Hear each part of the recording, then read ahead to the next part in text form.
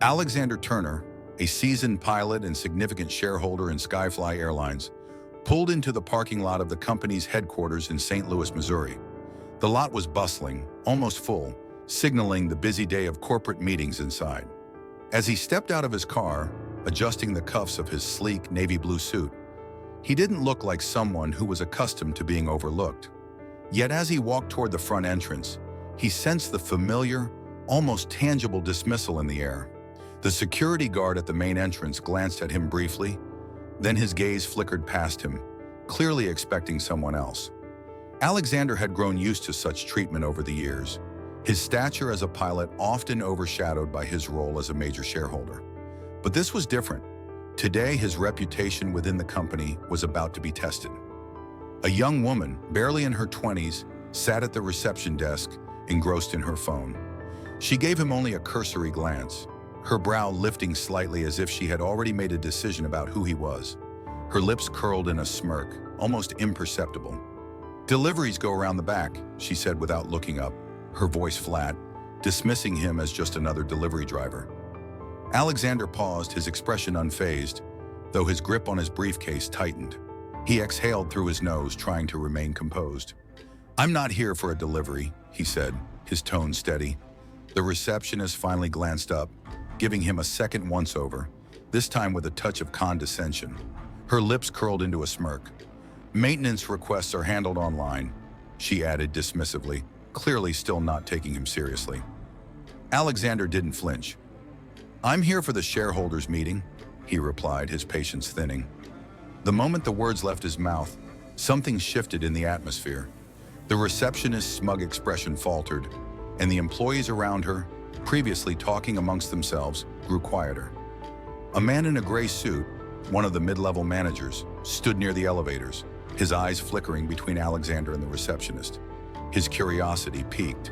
He made no move to approach, but the change in his stance was unmistakable. The receptionist hesitated, then reluctantly picked up the desk phone, murmuring into it.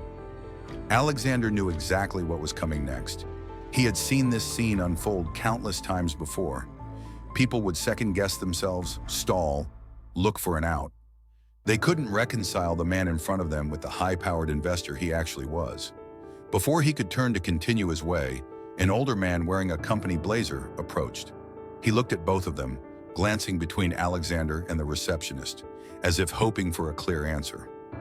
"Everything all right here?" he asked, directing the question to the receptionist.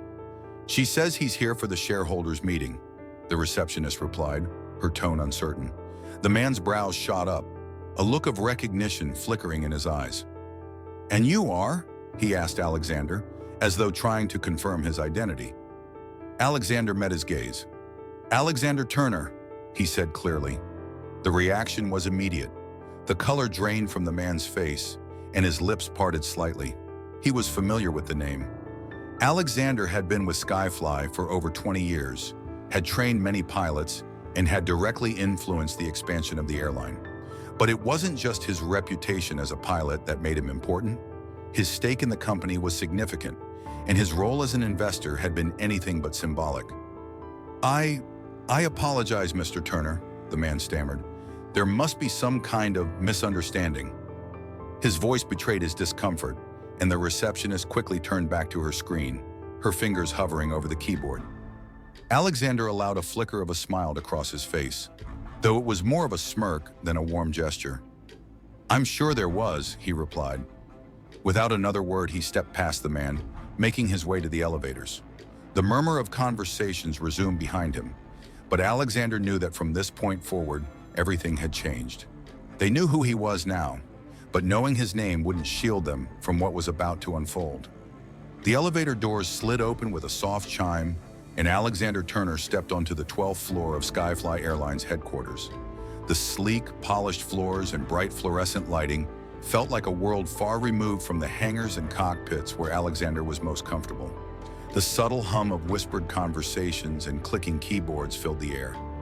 He walked down the corridor toward the glass-paneled conference room, noting a few heads turning as he passed. Some faces registered recognition, others discomfort. He had been here before, but always as just a pilot, never as an owner with a significant stake in the company. That was something they hadn't yet grasped. As he reached the conference room, he pushed the door open without hesitation. Inside, 9 people sat around a glossy, dark wood table. 6 men, 3 women, each wearing sharp suits, each the epitome of corporate power. They were the ones who made the decisions that shaped the airline's future. But as Alexander sat down at the table, he could tell they weren't expecting him to be there.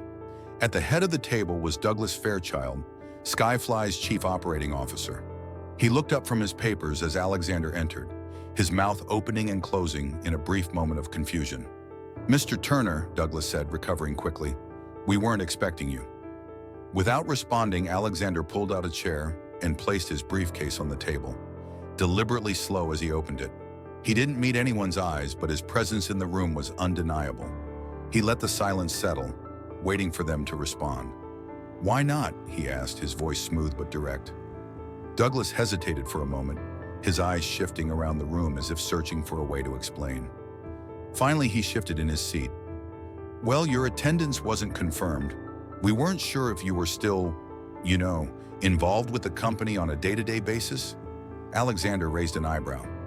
"I don't need to confirm. I own a significant stake in this company. When decisions are made that affect my investment, I make it my business to be here." His voice was firm yet calm, challenging them to question him. Linda Greer, the finance executive sitting nearby, leaned forward, offering a thin smile. "Of course, Mr. Turner," she said. "We're happy to have you. We just assumed you were occupied with other duties, like flying." The room shifted slightly, the tension rising. Alexander let a few moments pass before he replied, his gaze unwavering. "You assumed wrong." After a long, awkward silence, Douglas finally leaned back in his chair, clearly trying to regain control of the room. "Well, since you're here, I suppose you'll want an update on our operational strategy moving forward," he said, attempting to shift the conversation. Alexander didn't take the bait. "Actually, I'd like an update on something else first," he said, his voice flat. Douglas blinked in surprise, his brows furrowing. "And what would that be?" Alexander reached into his briefcase and pulled out a thick stack of papers, sliding them across the table toward Douglas. The COO picked them up reluctantly, his eyes scanning the first page. His expression tightened as he read, the color draining from his face. The report wasn't about finances or expansion plans. It detailed systemic discrimination complaints from employees across various departments: pilots, flight attendants, maintenance crew, all citing bias in the company's hiring and promotion processes. "This is quite the accusation," Douglas muttered, his voice strained. Alexander didn't flinch. "It's not an accusation, it's documented fact." The room fell silent. A sense of discomfort hung in the air as everyone read over the report. Finally, Mark Waller, the VP of Operations, scoffed and leaned back in his chair. "Mr. Turner, this is the airline industry," he said dismissively. "We hire based on experience and skill. We don't have time for social grievances." Alexander's eyes narrowed. "So you're telling me that these dozens of complaints you never addressed, are just grievances?" Mark hesitated but didn't back down. "Look, we hire the best," he said. "If the best pilots happen to be white, what can we do about that?" Alexander leaned forward. "I'll ask you one thing," he said sharply. "If these complaints were from your children, would you still call them just grievances?" The question hung in the air. Mark didn't answer. The room was silent, tension building. Finally, Alexander spoke again. "This isn't just an internal matter anymore," he said. "You'd better start taking this seriously." The silence in the room was almost suffocating as the executives read through the report. Alexander Turner sat back in his chair, his gaze cold as he observed the reactions of those around the table. Douglas Fairchild shifted uncomfortably, his eyes darting between the papers and the other members of the board. It was clear the weight of the report was sinking in, and the discomfort was palpable. Mark Waller, the VP of Operations, cleared his throat and broke the silence, his voice slightly shaky. "Mr. Turner, we understand the concerns you're raising, but these complaints, these are isolated incidents. You can't let a few bad apples tarnish the whole organization." Alexander didn't flinch. "These aren't isolated incidents, Mark.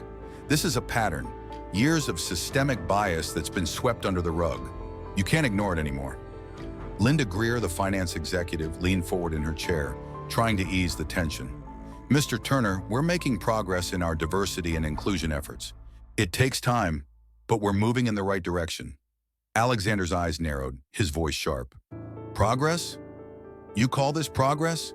He slid a second stack of papers across the table, his tone even colder now. I had an independent firm analyze your hiring and promotion data over the past decade. Let's see how much progress you've really made. Douglas hesitated before picking up the papers, his fingers trembling slightly as he scanned the first page. His face drained of color as he read through the numbers. Revelations of deeply ingrained biases that had shaped the hiring and promotion practices at SkyFly Airlines. In the last 10 years, fewer than 5% of black pilots had been promoted to captain, despite many qualified black pilots having more flight hours and better performance evaluations than their white counterparts. This is disturbing, Douglas said, his voice low, struggling to hide his discomfort. He glanced nervously at the other executives, but no one spoke. Alexander's gaze remained steady. You call this an oversight? An isolated problem? The numbers are right in front of you. Mark Waller shifted uncomfortably. The airline industry is competitive, Mr. Turner.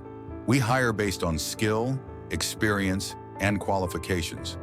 If the majority of top performers happen to be white, well, what are we supposed to do about it? Alexander's jaw tightened. So, you're saying that qualified black pilots who've been passed over for promotions despite superior qualifications, are just unlucky? You're telling me their race doesn't play a part in this? Mark's face flushed, but he didn't respond. Alexander leaned forward, his tone unwavering. Let's break it down. In the last 5 years, SkyFly passed over 20 black pilots for promotion to captain, even though they had more flight hours and better evaluations than white pilots. This is not a coincidence. The executives shifted uncomfortably, the weight of Alexander's words hanging heavy in the room. No one dared to speak. This is the culture you've built here, Alexander continued. A culture that says merit doesn't matter unless you fit a certain profile. You've created a system that rewards some and punishes others based on nothing more than the color of their skin. Douglas opened his mouth to speak but faltered. We don't tolerate discrimination, he said, his voice sounding more like a defense than a conviction. Alexander's eyes locked onto his. You can call it whatever you want, but this is no oversight. This is neglect, and it's been happening for years.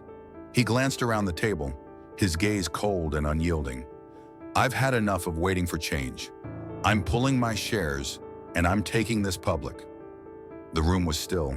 The air was thick with tension as the executives exchanged nervous glances. They hadn't expected this. They hadn't expected someone like Alexander to challenge them so directly, to expose the deep flaws within their system. He stood up slowly, the chair scraping loudly against the floor. You had a chance to do the right thing, but now you'll face the consequences. With that, Alexander turned and walked toward the door, his mind already racing through the steps of what would come next. The balance of power in the room had shifted, and they didn't even realize it yet. The next few hours felt like a blur to Alexander as he walked out of the boardroom, his footsteps echoing down the cold, sterile halls of SkyFly Airlines headquarters. He could feel the weight of what he had just done settling over him, but there was no turning back now. As he stepped into the elevator, the doors closing behind him with a soft ding, he knew that the course had been set. What had begun as a quiet confrontation was now about to explode into something much larger. Before Alexander could even leave the building, his phone buzzed. It was Thomas Klein, one of SkyFly's major investors. Alexander didn't even let it ring through. He answered immediately. Are the rumors true? Thomas's voice was low, his tone edged with concern. Alexander didn't mince words. They're true, he replied simply, his voice steady. For a moment, there was silence on the other end of the line. Alexander could hear the rustling of papers in the background, the shift in the air as Thomas processed the news. Then a voice crackled through, filled with urgency. How bad is it? How bad is the damage? Alexander glanced down at his watch. Give it 48 hours, he said. This is going to hit hard. Before he could hang up, he heard Thomas's voice again, more cautious this time. Are you sure this is the right move? You're talking about pulling your investment. That could set off a chain reaction. Alexander's fingers tightened around the phone. He had made his decision. The truth was out there now, and the consequences were unavoidable. I've already spoken to some of the other investors. The leaks are already happening. This is bigger than just SkyFly's stock price. It's about accountability. He ended the call before Thomas could reply. By the time Alexander reached his car, the storm had already begun to form. News outlets had gotten wind of the racial discrimination report he'd handed over to the board. The first whispers were already making their way through the media. He could already hear the hum of social media and online forums buzzing, discussing the contents of the report and questioning the integrity of SkyFly's leadership. By the time Alexander had driven halfway home, the headlines started rolling in. Whistleblower exposes SkyFly Airlines' systemic bias. SkyFly accused of discrimination in hiring practices. Major shareholder pulls out investment in protest. It wasn't long before the first lawsuit filings were made public. Former employees, pilots, flight attendants, maintenance staff came forward to file discrimination claims against the company. The lawsuits piled up fast, citing wrongful terminations and career obstructions, all due to the culture of bias that had been running unchecked within the company for years. Legal analysts quickly predicted that a class action suit was on the horizon, and soon enough, news outlets were interviewing former employees, offering their stories to the world. Inside SkyFly, the mood was rapidly shifting. The corporate headquarters had gone from quiet murmurs to full-blown chaos. The stock market responded immediately, with shares plummeting almost 14% by the time the news broke. The board members scrambled to contain the fallout, but it was too late. The damage was done, and it was only getting worse. Douglas Fairchild, the company's COO, stood at the front of a hastily convened emergency meeting in one of the conference rooms, looking defeated as he scanned the faces of the other executives. His palms were clammy as he looked over the numbers on his laptop screen and the growing pile of complaints in front of him. The weight of Alexander's words had hit him harder than he expected. The truth, now that it was out, was undeniable, and SkyFly's carefully constructed reputation was crumbling with every passing minute. "What do we do now?" one of the executives asked quietly, their voice trembling. There was fear in the room. Real, raw fear. Another executive spoke up. "We need to issue a statement. We can't let this spiral out of control. We have to make it clear that we're addressing the issue." Douglas's gaze darted around the room, his mind racing. He wasn't used to being on the defensive, and he didn't know how to fix the situation. All he could think about was how quickly everything was deteriorating. They had never imagined something like this, something so fundamentally damaging to the company, would happen. The board's desperate attempts to manage the crisis were futile. Within hours, the stock market continued its rapid decline.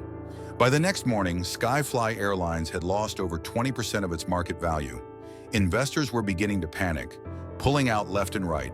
Sponsors withdrew, their reputations tied to a company that had failed its employees and its customers. The brand was tarnished beyond repair, and the board knew it. The press conference that followed a few days later sealed SkyFly's fate. Douglas Fairchild, with beads of sweat forming on his brow, stood at the podium, his hands shaking slightly as he read from a carefully prepared statement. It was the company's first attempt to regain control of the narrative, but it was already too late. "We take these allegations very seriously," Douglas began, his voice faltering. "We are committed to investigating these claims, and we will work with independent reviewers to ensure that our practices are aligned with the highest standards." The press room buzzed with skepticism, the reporters shouting questions over each other. "What about the employees who've come forward? Are you calling them liars?" Douglas froze, his face drained of color, and for the first time in his career, he couldn't find the words to defend himself. The media smelled blood. Reporters bombarded him with questions, their voices rising, accusing him of failing the very people who helped build the company. By the time the press conference ended, SkyFly's reputation was in freefall. Douglas was sweating, and when he looked around at the faces in the room, it was clear that things would never be the same again. The damage had been done, and the company was hurtling toward its downfall, a path from which it could never recover. By the time the second week rolled around, the fallout from the SkyFly crisis had reached a fever pitch. The company's stock had plummeted another 20%, and the lawsuits continued to pile up, with former employees and passengers alike coming forward to accuse the airline of racial discrimination. It wasn't just the media that was turning on SkyFly, it was the public. The ripple effect of the discrimination report Alexander had uncovered was now in full force, and the damage to the airline's reputation was irreversible. As the headlines grew more severe by the day, the board of directors had no choice but to take drastic action. The first casualty was Douglas Fairchild, the company's chief operating officer. Under the weight of mounting pressure, he was forced to step down. His resignation came swiftly, and within days, several other high-ranking executives followed suit, all of them scrambling to save whatever remained of their careers.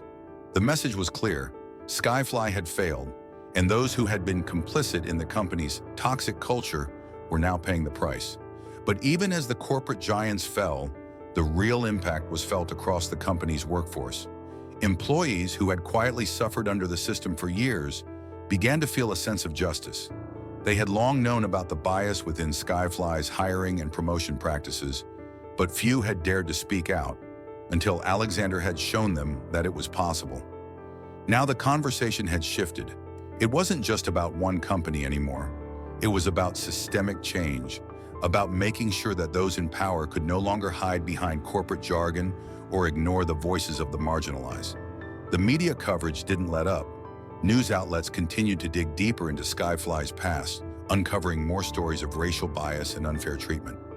The lawsuits kept coming, and soon enough, the company was facing a class action lawsuit from both former employees and passengers who claimed they had been treated unfairly based on their race while flying with SkyFly.